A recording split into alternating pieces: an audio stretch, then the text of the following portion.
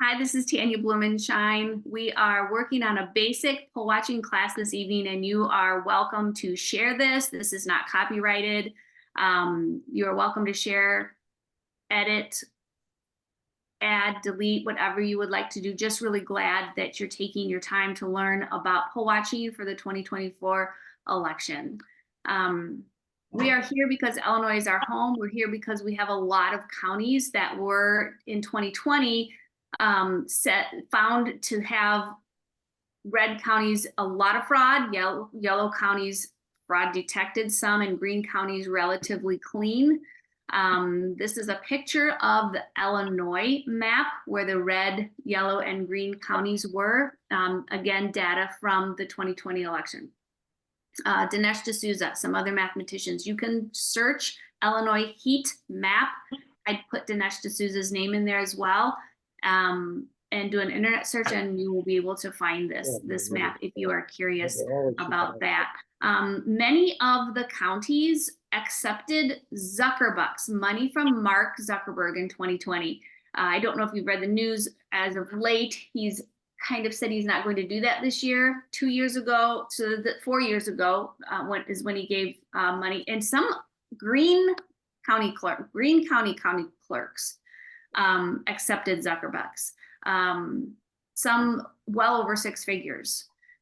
It was meant for drop boxes, but things like vans were purchased. The county I'm in personally, our county clerk took over 6 figures in Zuckerbucks and has never come out to say what she spent that money on.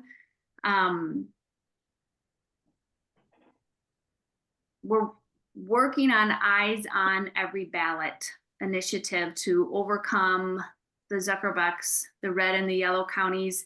Eyes on Every Ballot initiative regarding early voting, voting day, vote by mail, as well as the 14 days after election day when ballots are still being adjudicated.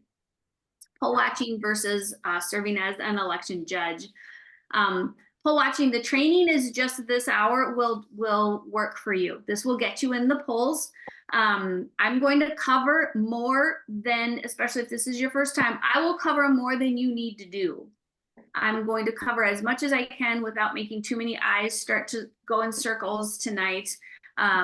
Would it be great if you could do it all? Yes, but don't let me be the one that scares you away from poll watching because I gave you too much. If all you do is show up with a clipboard that's empty and stand and watch, it is said that you prevent up to 80% of fraud. Election fraud is a felony. Thank you for being here. This is very, very, very huge. Election judges have to be trained by their county clerk. It's supposed to be a 4-hour class that you take. Poll watchers can poll watch. They can serve in any county in Illinois. Election judges have to serve in the county they reside. So poll watchers, that was one question that we had before class. Yes, you can go to any county. I'll tell you how you would get there. You do need credentials, and I'll kind of give you some tips on how to do that.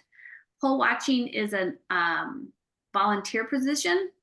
An election judge is a paid position. I believe it's around $200 per election day.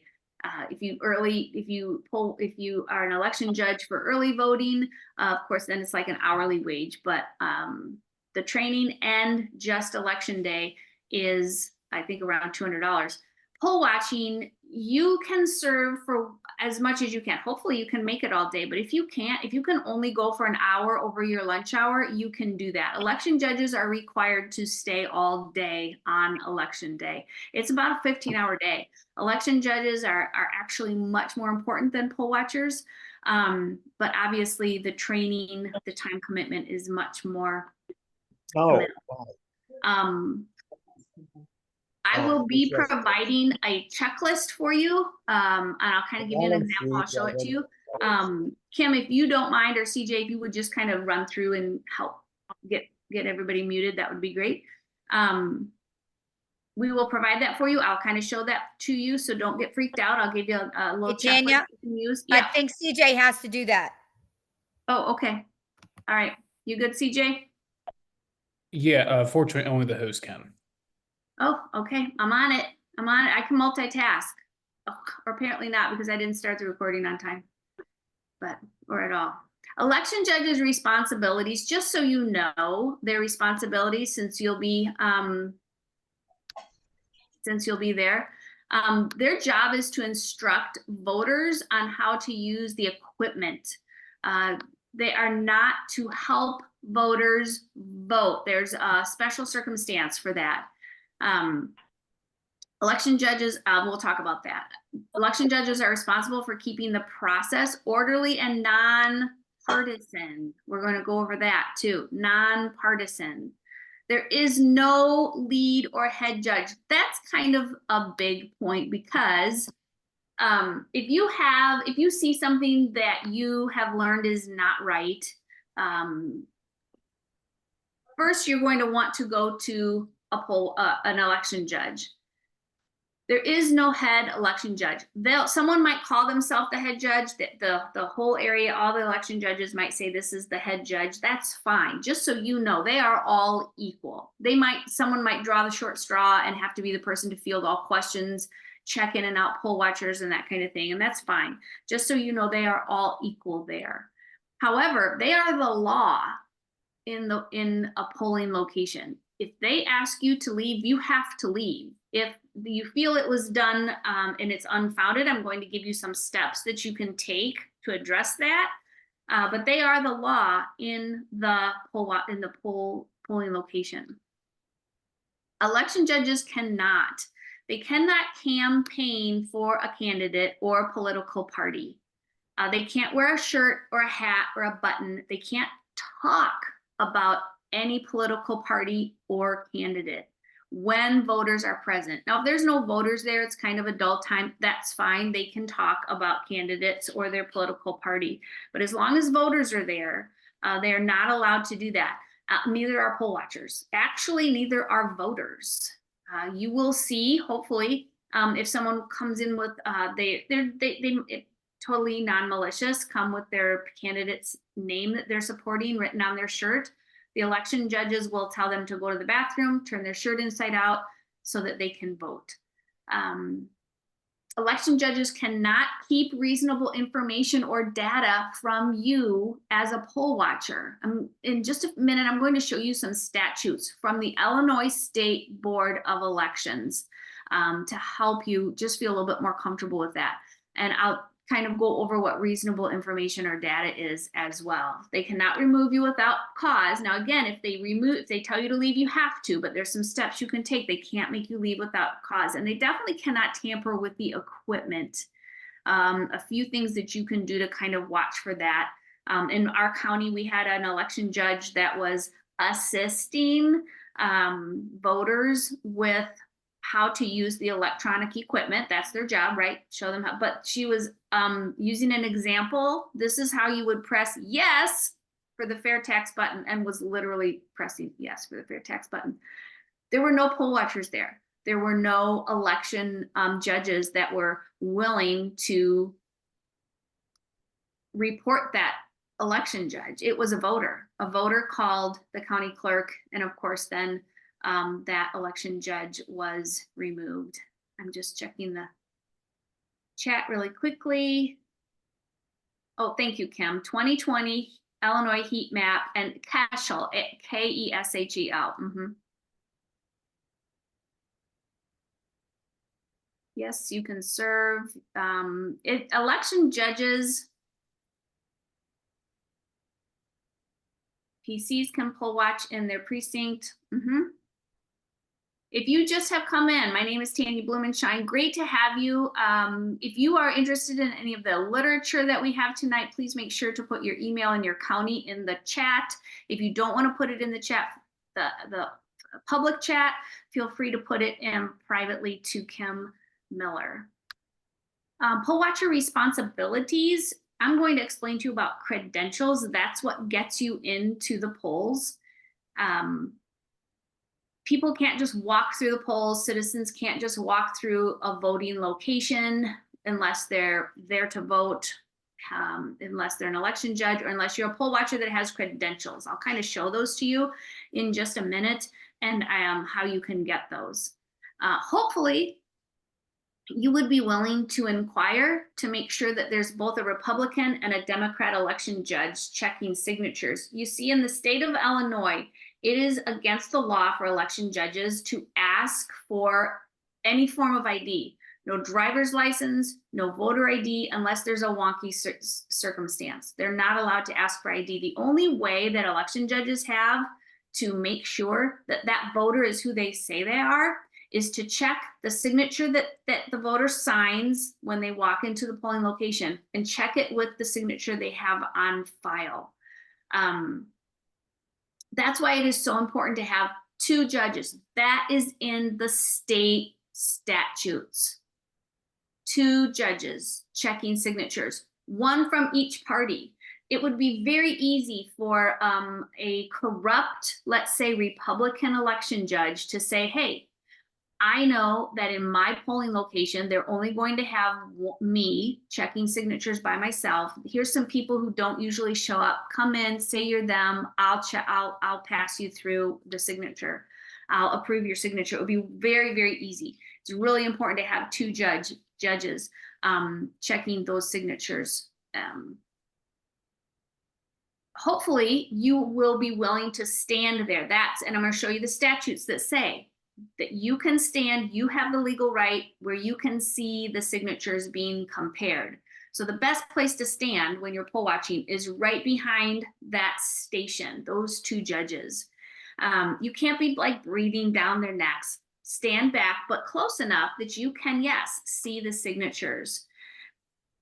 Hopefully, you would also be willing to record the hourly tabulated count. Let me show you a graph that you are more than welcome to use.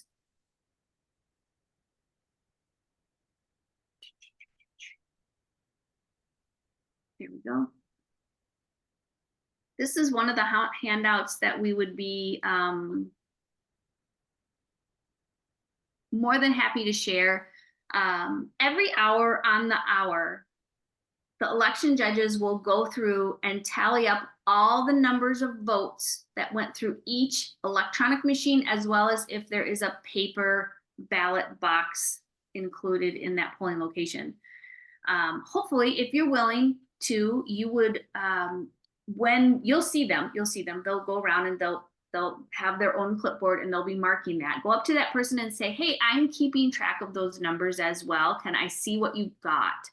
Some people are going to fill in every one of these columns. They're going to know the votes that were on electronic, the ones that went through tabulators, any provisional ballots. We'll talk about those later. If there was any vote by mails, you don't have to do all that. If this is your first time, if all you use is column 1 and you write 1 number, how many voters went through that hour, it's huge, so helpful. For example, if you have 15 voters that go through every hour in the polling location that you are serving as a poll watcher, and then at 2 o'clock, a machine goes through with the number 2000, you have detected the fraud. More importantly, you have probably prevented it. So recording the hourly tabulated count. If you see something that you know is not right, let's say there's only 1 judge checking signatures. Let's say they are denying you access to view the signature check. Let's say there's 15 votes that come through every hour in your polling location, and all of a sudden 2000 show up at 2 o'clock. There are some steps you can go through, but one of them is to fill out a report. We have a form that we are welcome from the Illinois Conservative Union that you are welcome to use. It has more lines than you can hear. Let me show it to you. It has more lines than you can possibly use. You don't need to fill it all out. The reason for this is because you're not going to remember the time, the name of the election judge, what happened. This is not the right form. My Zoom is being wonky. It did this the other night at Bible study. Here we go. This is a copy of the incident report. There's all these lines. You don't have to do it all, but you're not, like I said, you're not going to remember the date, the place, the names of anyone involved. There's a lot of options of things to check. Was it a vote by mail application? Was it signature checking? Was it in-person voting? And then there's even a back where you can add some additional information. But it's really good to get that written down. It's really good to have that incident report filled out. So if you see something, hopefully, again, don't let that keep you out of the polls. Don't let that keep you from serving as a poll watcher. Don't let me freak you out. If all you're going to do is go there with that clipboard and stand there, we need you. Thank you for being willing to serve. A poll watcher cannot touch any voting materials or ballots. We're really just not allowed to interfere in any way. Not even really supposed to talk during our poll watching experience. If a voter comes in and you know them, it's not like you can't quietly go off to the side and talk about what you're doing that weekend, what you're having for dinner, but just not to interfere or interrupt or cause any kind of distraction. Poll watchers cannot campaign for candidates. We also cannot have hats or buttons or stickers or shirts that promote any candidate or political party. You will, when you're standing there with a clipboard, sometimes people will come up to you and ask questions. I always say, this election judge over here can help you with that. Sometimes it's a really obvious question. For example, I was poll watching once and there was the paper tabulator box was right next to me where I was sitting watching signatures. And the person who was supposed to be at that station kept leaving. And so someone would be walking with their ballot and they would walk to me and it would be so easy just to say, that's where you go. But I didn't. I said, this election judge over there can help you with that. We are not allowed to use our phone as a recording device. There are some reports, granted, we've heard it all, right, CJ, right, Kim? We're not allowed to use our phone as recording devices. Some polling locations the judges will tell you not to have your phone out at all. Pick your battles, I guess, whatever you decide. I know there's a lot of apps that people like to use to check for statute numbers and what is the statute, and they see something questionable and they're trying to look up a statute on their phone, and usually it's fine. Just to give you a heads up about that. I'm just going to take a minute. I'm going to check the chat and give you a chance to just look at a few poll watcher statutes. These are from the Illinois State Board of Elections, just to help you be a little more comfortable to know. Poll watchers are in the Illinois State Board of Election statutes. Now, this book is over 600 pages long, but you are in there. You have legal rights.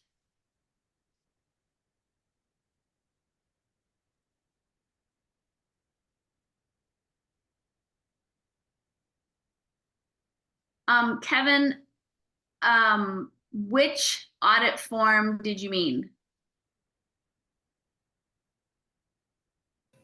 He's talking about the hourly count log.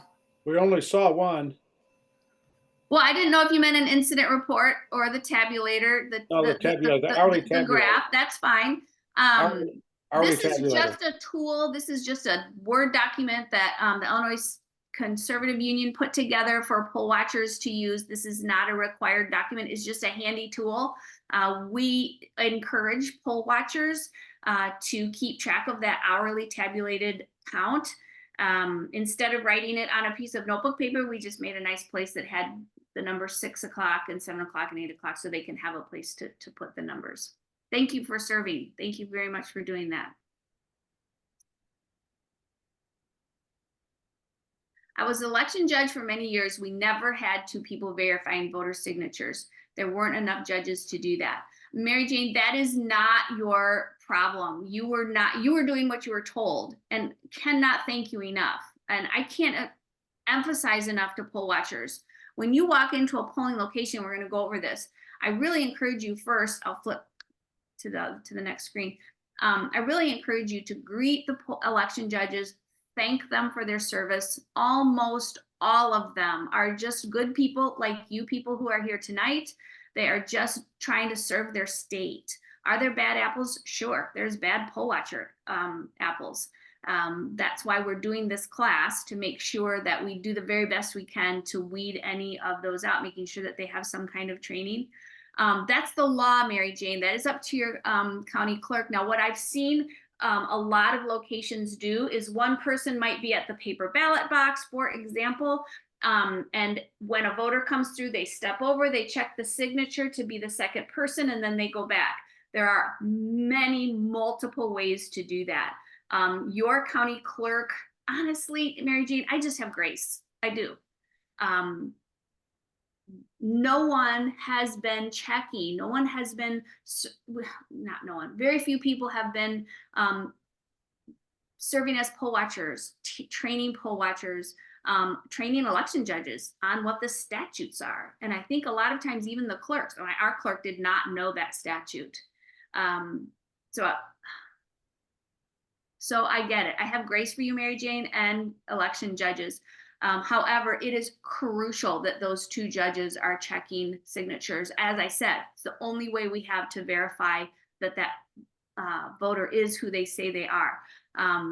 That is up to the county clerk to make sure that there are enough judges, or to teach the judges how to juggle two stations if they need to. So thank you for bringing that up.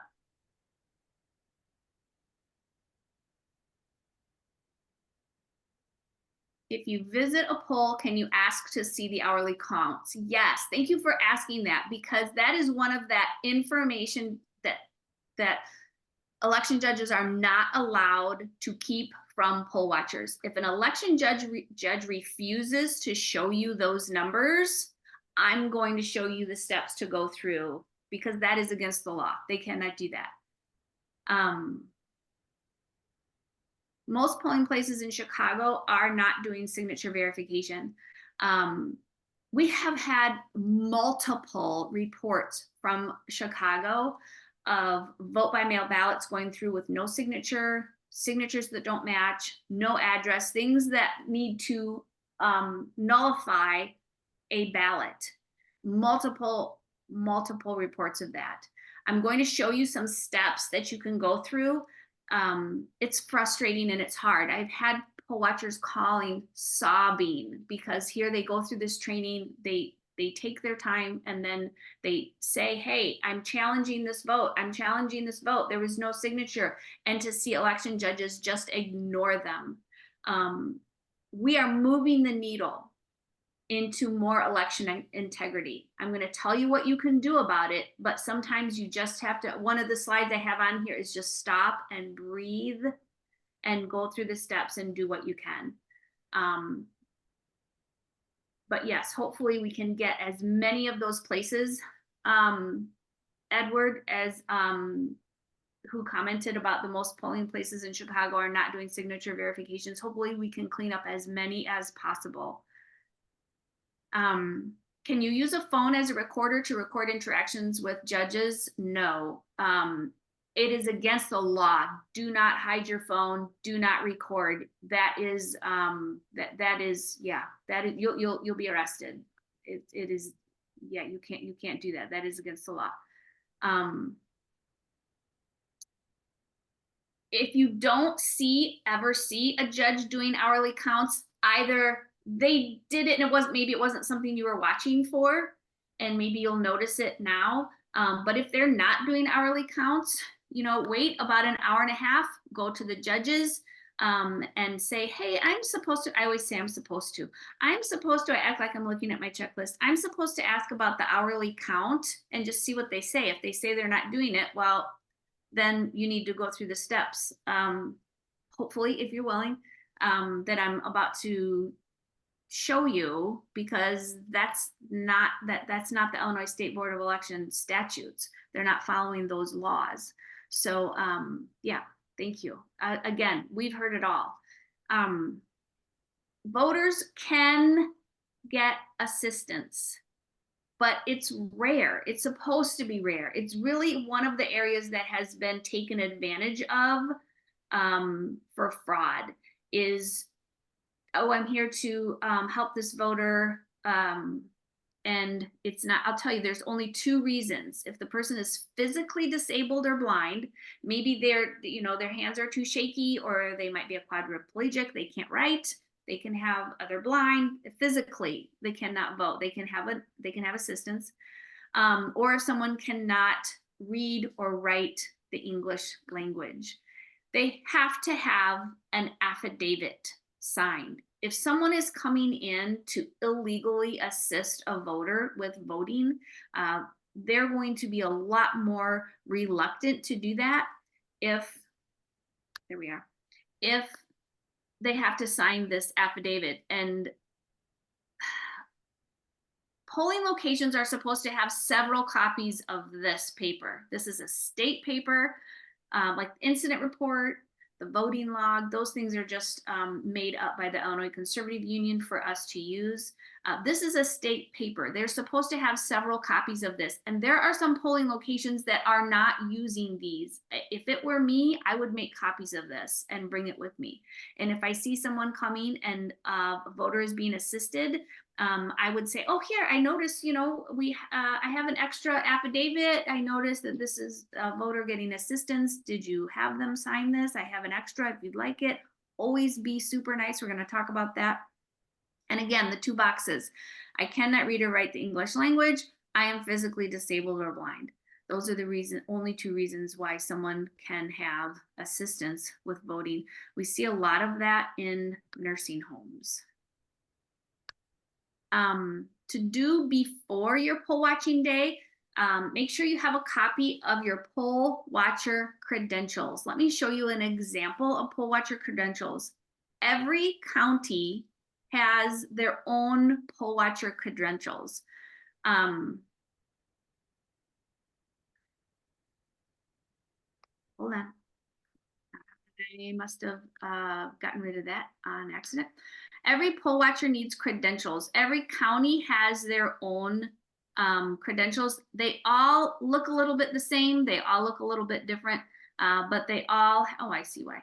But they all have the same information on them.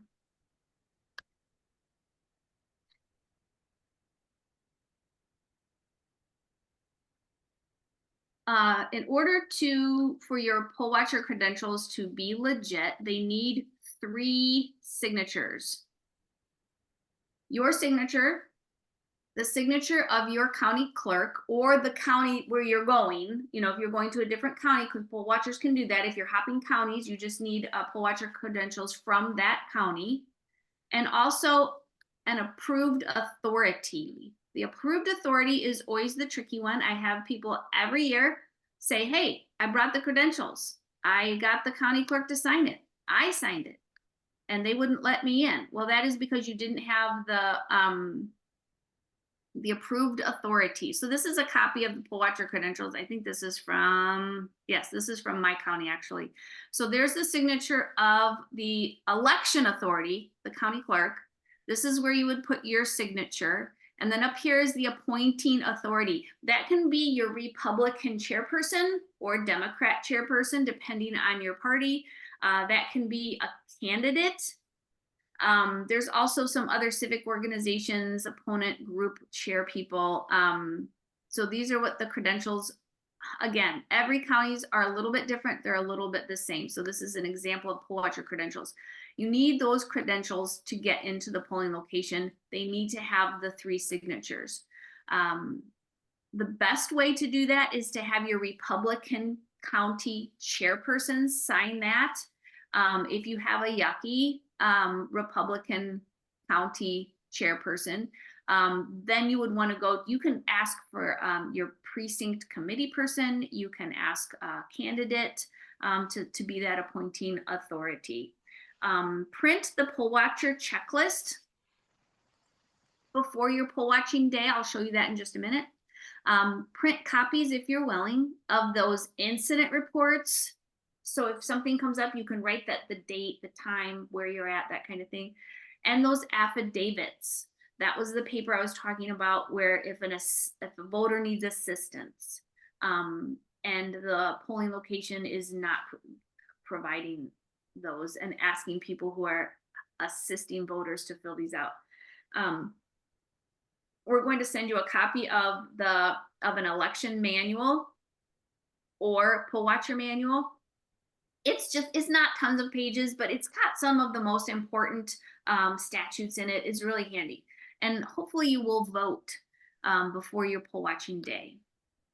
Who is in a poll watching location? Again, there's no quiz, just so you have an idea who's in the polling location. Election judges, voters, poll watchers, only if you have credentials. Again, candidates can send in poll watchers, political parties, qualified organizations. Candidates can actually have 2 poll watchers per polling location, and authorities, so the county clerk, any employees from the county clerk's office, police.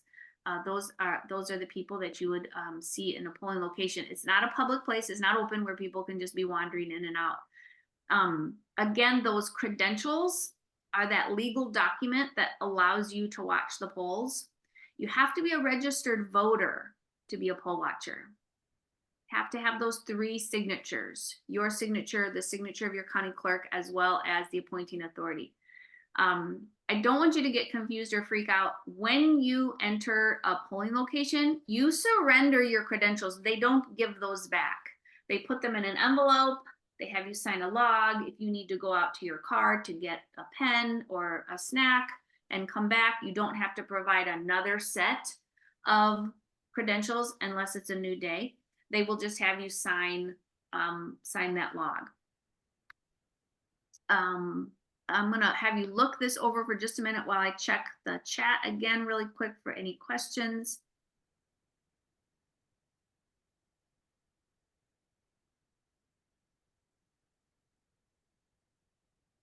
Nursing home voting, most are incognizant. Should an affidavit be signed for every patient in the nursing home? Nursing homes are difficult. Yes, any nursing home resident that is getting assistance, there needs to be an affidavit signed.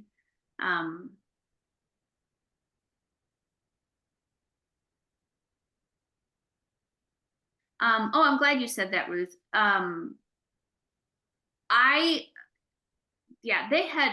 They better provide you a chair.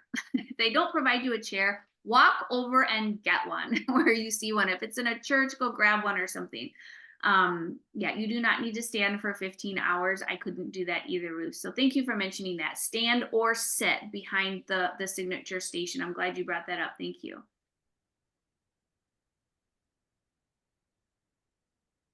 Copies of signatures, okay, or must they be original signatures on poll watcher credentials? When I go get credentials in my county, Kevin, my county clerk gives it to me with her hand stamped signature. Can you use a candidate stamp? Yes, if they have given you that permission.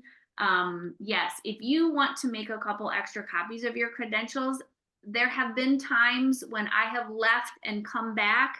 Now, the law states that I don't need to provide another set of credentials, but again, this election judge was not properly trained. She was the head judge, and I could tell she wasn't trying to be malicious. She felt really bad. She was telling me I couldn't come back in because I didn't have another set of credentials.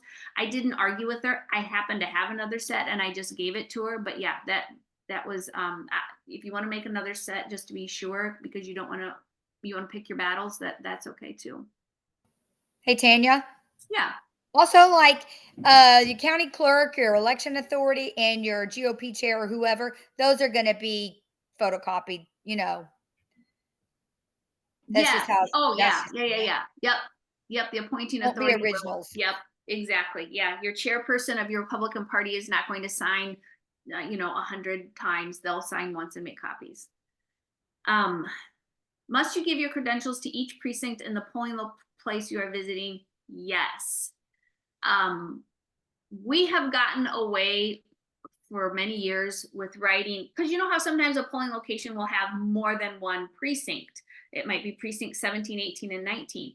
And we have gotten away with writing 17, 18, and 19. Most judges will accept it, but it's not the law. The law is you need a separate credential for each polling location. And some polling locations are set up where precincts are in different corners. I can't even imagine how many election judges that takes.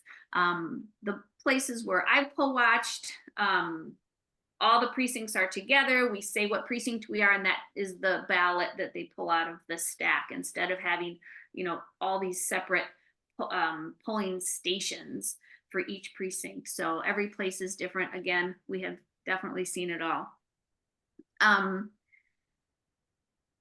day of poll watching, if you can make it all day, great. This is what this looks like. If you can only come to part of this day, then just take those pieces. We're just grateful for whatever you can do. If you can arrive prior to the polls opening, that might be 5:30 before the polls opening. What's nice about that is then you can request to check the machines and make sure that they are all at 0. And again, if there's a paper ballot box, I always say I'm supposed to. So I look at my checklist and I go, oh, and I'm supposed to, if you wouldn't mind opening that box and showing me that it's empty. And but mostly when you walk in, just be very, very polite. People are trying to vilify poll watchers. Don't take that bait. Don't give them a reason to point their finger at you and use you as an example. If you need to, you know, call over their head, just do it politely. Do it with a smile on your face. Before you enter the polling location, it's good to kind of canvass for electioneering. Now, remember, we talked about how no one is allowed to promote their political party or their candidate. The rule is within 100 feet of the door to the polling where the voting is going. So let's say there's a church, there's the outside door, there's a foyer, they're going to be in the sanctuary. The sanctuary door is the start of the 100 feet. You'll see political signs about 100 feet out. That's where they'll row their political signs up. But within that barrier, people are not allowed to be shouting for their candidate, hey, go vote for this person, putting political signs up. There can't be anything on the windows. No stickers, no little literature inside the little privacy tent things that people use to do their voting. You can't be putting literature on the electronic machines. It's good to just kind of walk around and make sure that that's not there. It might not be a malicious intent. They might have left a poster up that they didn't know about. Again, if you see something, you're, as a poll watcher, not allowed to remove that. You go to an election judge and very politely introduce yourself, thank them for their service, and say, hey, I don't know if you know this, but there's some political signs right outside the door, or don't know if you noticed, but there's a political sign hanging on that window out there for this candidate, and so that they can go take that down. Make sure there are plenty of ballots. If your polling location is doing print, make sure that the print ballots, that they have plenty and that they're out. I have witnessed election judges hiding print ballots because they didn't want to mess with them. That there are provisional ballots. Hopefully you're willing to just ask about those. There were county clerks that were telling, in a few counties, that were telling their election judges not to use provisional ballots. I'm going to talk about provisional ballots shortly, and those are huge. So that's just the county clerk being lazy because they have to go through those by hand and they don't want to. But those are really huge and really help with fraud. Make sure the ballot counters are all read 0, and then throughout the day, record the hourly turnout. More than likely, after the judge goes, once they see that you're doing the hourly turnout, once they go around, they'll walk over to you and show you their clipboard. Is probably what will happen if you're willing to do that. At closing, make sure that all the voters in line by 7 o'clock are allowed to vote. And even if that line is outside, but on the flip side, anyone who shows up after 7 o'clock cannot get in line, even if it's still outside the door. Wait for a tape of the in-precinct results. There is a statute that says poll watchers are legally allowed to get their own copy. The tape, what I mean is, it's like a cash register receipt, only it's very, very long, that shows all of the counts, for all of the political races for that day. A lot of election judges don't know that, and sometimes don't even have enough tape for you. And that is the time that you are allowed to use your phone. Some people record the whole tape. Some people just take a picture of the results. You can choose. I always just do the results. I think Kim is lots better. I think she does the whole thing. Make sure, if you're willing, that all the ballot materials, they get all sealed up, and they get like a little tape. It's usually red to seal it up. A Republican and a Democrat, or a Libertarian and a Democrat, two election judges from two different parties, physically take those physical materials into the same car. They drive together to the county clerk's office. And just, again, can you imagine if there was a bad apple election judge by themselves with that material? It's important. There's the right to follow the judges. Oh my gosh, in this day and age, if you choose to do that, make sure you tell them ahead of time, hey, I don't want to freak you out, guys. I just want to give you the heads up. You can use the I'm supposed to just follow and make sure if they get there okay. And but I don't want to freak you out, and just give them a heads up. Do the best you can to get along. Here are those steps I was talking about. So you see something that you know is not right. Always go to an election judge first. Again, there's no head judge. If you don't think that the head judge is safe or polite, go to one that you think you might be more comfortable with. And, hey, I noticed that those signatures don't match. I'd like to challenge that vote. It's 90% how you're saying something and 10% what you're saying. But if you're not satisfied with your response, if they're like, no, we're not doing two judges, we don't have enough. If they say that, if they say we don't do that here. The second thing to do would be to call your GOP chair, which is your Republican county chairperson. One of the things on your checklist is going to be to look up those phone numbers before you go, if you're willing. Call that. If you have a point person for your county, lots of counties have point people. Call that person. If not, call your county chairperson. If you have an awful county chairperson, there's bad apples there too. Call your county clerk and let them know what you are witnessing. If you are still not satisfied, if that county clerk is blowing you off because he or she might do that, and this is not right, we have a war room. CJ, if you could put that number in the chat, if you don't mind. We have a war room. We will have a staff of Republican Party volunteers as well as attorneys on call. They cannot and sometimes will not address every one of the calls. I worked the war room 2 years ago. It's quite busy there. They're not all accepted. But again, if you're still not satisfied, call your state's attorney. Every county has their own state's attorney. And if there's danger, it's always just good to have your sheriff's number. I never witnessed that, but if you're comfortable with that, definitely get that number if you'd like. But definitely fill out an incident report just so you have all that information. You are not going to remember it by the next day. We talked about those provisional ballots. We talked about one of the things on the checklist is if you would check to make sure that there's provisional ballots. Some county clerks were telling their judges not to use those. I'm going to put up here examples of when provisional ballots are supposed to be used. Some of them are pretty disturbing. I will let you kind of read through those as I'll just check through the chat again.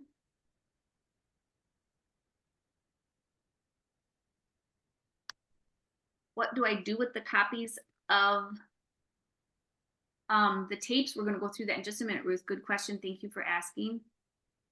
The processing of mail-in ballots is different. Yes, we're going to cover that just briefly, not very in depth though, Kevin, but thank you for bringing that up. Can you poll watch in different precincts? Yes, you can go to as many as you want, as many as you have time for. I usually go through about 2 or 3 on election day, and then early voting, you can go to a different one. Well, if your county has more than one.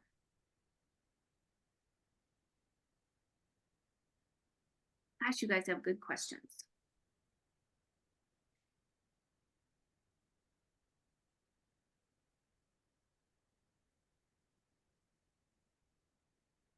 Fortunately, there are only 7 reasons for provisional voting.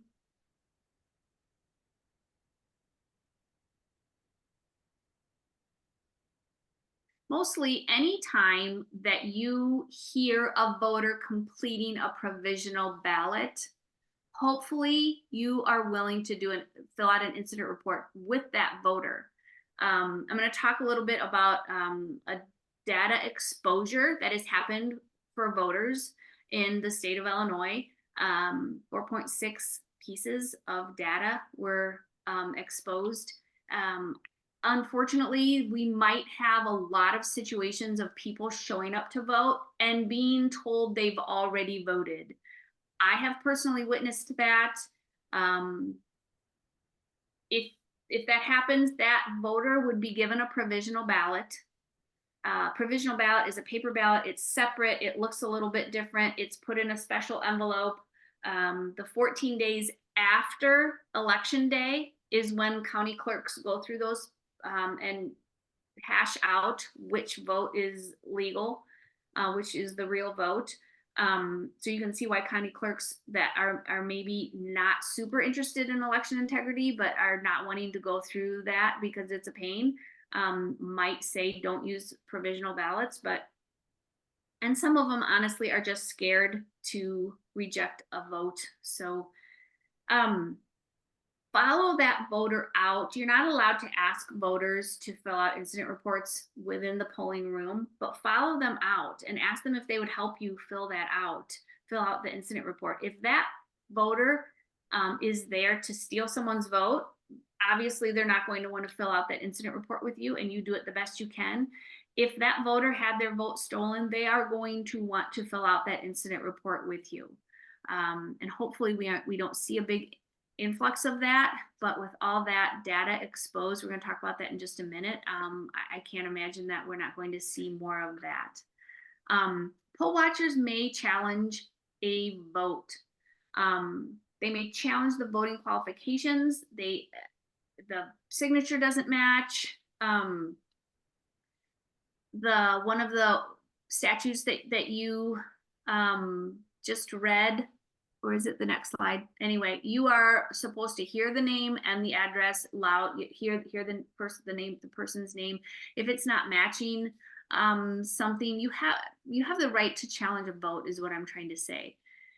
If you do challenge a voter and the voter is not personally known by the election judges, the judges get together and they look, and if the majority agrees with you, that voter can still vote. They just have to provide 2 forms of identification with their current resident, with their name and current resident address. Again, if you're overridden, you know that the signatures don't match, breathe, fill out the incident report, make the calls if you would like to. We're going to just try. We're not going to get everything, but we're going to try and move the needle as far over for our state, because Illinois is our home, as was on that first slide. After poll watching, if you're willing, scan those incident reports, or scan them or make a copy. That hourly voting log, if you're willing, and the end of the day in precinct tape with the results. Email or snail mail to your GOP chair, that's your Republican county chairperson. Even if you don't like them, even if they're awful, I just think it helps to hold them accountable. Same thing with the county clerk. If you have a county point person, to that person. If you're willing, email your incident reports, scan them, email them to info@ieip.org. That is the email of the Illinois Conservative Union. They created those incident reports. I don't want you to think that they're going to get back to you. There's like a handful of people. They're amazing. They help election integrity nationwide with our own Illinois Conservative Union, Carol Davis being the chairperson. But there's just a few of them. They will definitely, they're looking for patterns. If they see patterns, they're going to gather up those county or those polling location incident reports and address that, but they won't be able to address everything. So I don't want you to be waiting thinking, why haven't I heard back from them? There is a new app. This is not a be all end all. This is just an option if you are interested. It's called Votify Now. It looks like this. When you open it up, it looks like this. Hasn't been used a lot in Illinois, but you voters, what's nice about it is not just poll watchers, but election judges, voters, anyone can use this to report some statute that's not being followed, a law that's blatantly being broken, any suspicious activity. And it's just another tool to help keep county clerks, they are an elected position, helps to keep them accountable. So that data exposure that I mentioned that I told you I was going to talk about, 4.6 million data pieces, and it's really disturbing. It happened in July of this year. If you do a search for it, it's very hidden. You might have to go to page 3 or 4 to find it. I tried to share about it. It's not fake. Does it mean that anyone's in any kind of has any of their voter information in danger? I don't know. Did anyone see it? Did a lot of people see it? I see these pieces of data. They included names and addresses and birth dates. Look up the article and you can read that for yourself. But claim your name, secure your vote. That's what it says over in the blue. That is encouraging people to claim your name by ordering a vote by mail ballot as soon as possible and getting your name before someone else potentially does. Secure your vote is to we just don't ever mail, just don't mail. I'm sorry if I have a postal worker on my on this class, or if they're watching the recorded video. I literally have had my FOID card lost by the United States Postal Service. Just don't use the Postal Service. Bring your vote by mail ballot in person to the very first day that you can to secure your vote. So you're not showing up to vote and you're told, sorry, you already voted. Go as soon as you can with your vote by mail ballot and vote. You can still vote in person. Just claim your name by getting that vote by mail ballot before potentially someone else does. Right, spoiled on the front, on the back, and the envelope. Hand it to the election judge and tell them you want to vote in person, and then just vote in person like you would, and secure your vote as soon as possible. I know, I'm surprised the chat's not blowing up. I know that Republicans don't believe in vote by mail and they don't believe in early voting. Neither do I. But it's what we have now, and the only way to get rid of it is for us to make it work for us. Then the Democrats will be anxious to get rid of it. Just reminders, make sure you have your credentials for the day, those poll watcher credentials that you'll get from your county chairperson, or you can go get some at your county clerk's office, but you'll need to get those 3 signatures before they're valid. Make sure you have call numbers for your county chairperson, your Republican county chairperson, or Democrat county chairperson if we have any Democrats on the call. Your point person in your county, if you have one, your county clerk, the war room, I'm gonna give you that number. And state's attorney, and if you're interested in the sheriff, make sure your phone is good and charged, and bring some food, and definitely bring a clipboard, even if it's empty, even if you're like, this is my first time. My first time, I saw things I knew were against the law and I didn't say anything. I wasn't ready, and you've got to start somewhere. We're grateful for you. Bring your pen, bring a poll watcher checklist. Let me look at that. Let me show you a copy of the poll watcher checklist.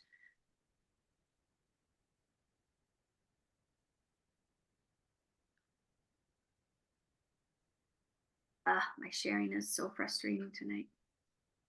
This is the checklist that it's a Word document. It's not a PDF. Edit it, change it. It's not copyrighted. I don't need credit for any of this. I'm just grateful for you being here and for caring about the state of our state. So here's the list of things to bring with you. The phone numbers to get, things to copy if you can. It's a one-page document. On the other side is your checklist. Warmly greet and give your credentials to an election judge. The first one you see, they'll help you. Fill out that hourly vote tally log if you're interested, if you're willing. Fill out any incident reports if needed, and if you're willing, able, wait for and take a picture of the in-precinct tape. That's 8 o'clock. I've waited till 10 before, but it's usually about 8. After poll watching, here's your checklist. So that is something more than willing to share. If you haven't put your email and county in the chat yet, we can't get that to you. If you're just like new for Zoom and you don't know how to find the chat and you can't find it, I'll stick around after to help you. Let me go over, I went over my hour, I'm sorry. Let me go over vote by mail just real quickly. It's a little bit different, and I do see the hand raised and I'm gonna get to you. I'm probably gonna stop the recording first since we're so far over. Vote by mails are the biggest issue that we had in 2022. Vote by mail, adjudicating at the county clerk's office. So what the law is, and have grace for the county clerks, they might not know this, or don't, but be nice anyway. It is the law for them to make sure that there's a poll watcher that can see the signature verification. The reason it's so much drama is you might have to walk around the counter because they might be checking on their computers that are at the counter, and they don't want to let you walk around the counter. I get it. I'm sorry. Then fix it, because it's the law, and the poll watchers have to be able to view signature verification. If something's wrong, let's say there's a missing address, a missing signature, the signatures don't match from the vote by mail ballot with the one they have on record. Politely, please stop. I believe there is a missing address. Please stop. I don't think those signatures match. Please just be very, very polite.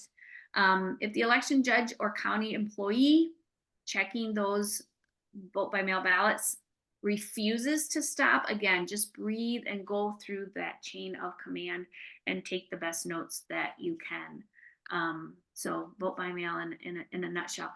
They are, if you give the county clerk 24 hours notice, I'm sorry, they have to give you 24 hours notice. If you call and say, hey, I would like to watch vote by mail ballot adjudication, they have to give you 24 hours notice as to when they're going to be going through those. They don't usually go through them every day, all day, unless it's a place like Cook County. Usually they pick a couple days, and usually they do it as they come in, unless you call, then they have to wait and give you 24 hours and so that you can see it. So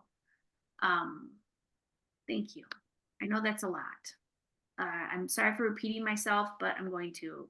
Please don't let me be the person who freaks you out and makes you not want to be a poll watcher. You're needed. Even if you stand there with a clipboard, you are preventing 80% of fraud. So I'm going to stop the recording, but I'm going to stick around for questions. I noticed that there's hands raised. I know this is just a basic class. I know there's tons more, but this is a beginner's class, and I'm sure that your eyes are spinning already. But I'm just very, very grateful. Thank you for coming. Let me stop the recording and I'll stick around for any questions.